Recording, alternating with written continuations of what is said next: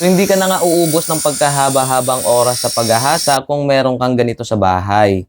So, eto nga pala mga bossing natin, yung electric mini grinder na nabibili na rin online. Ang maganda dito is pwede mong i-adjust yung bilis niya.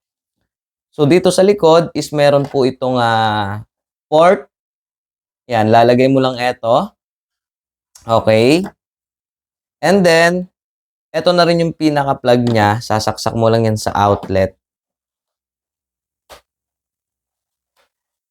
Okay, then, switch on mo siya dyan.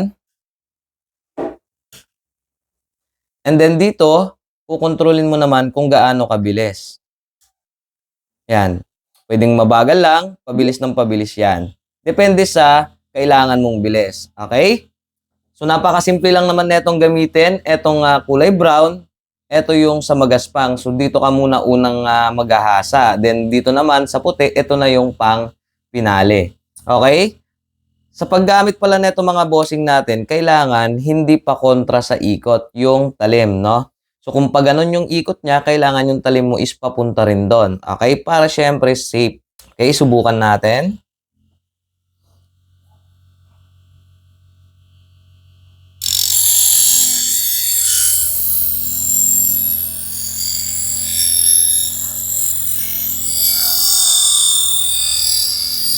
O, di ba? Napakasimple lang mga koys. Kabila naman.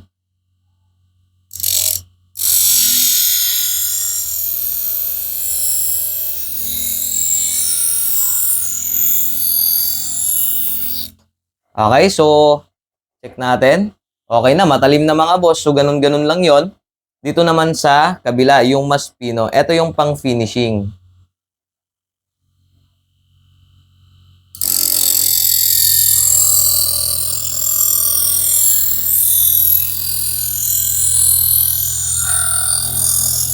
Okay, kabila naman.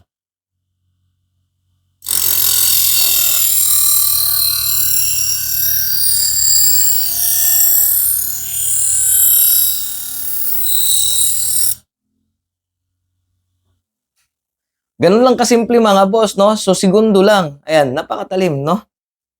Yan, pagka nilagay mo sa kuko, talagang sumasabit. Okay, pwede rin itong gamitin sa mga tare, no? Kung meron kayong tare sa mga sabungan, ayan, o kaya sa mga barbiro, sa gunting, no? Pwedeng-pwede rin po. Kaya kung gusto nyo rin mapabilis yung paghahasa ninyo, hindi na kayo magmamano-mano, yan, iiwan ko na lang yung link kung saan po ito mabibili dyan sa my basket.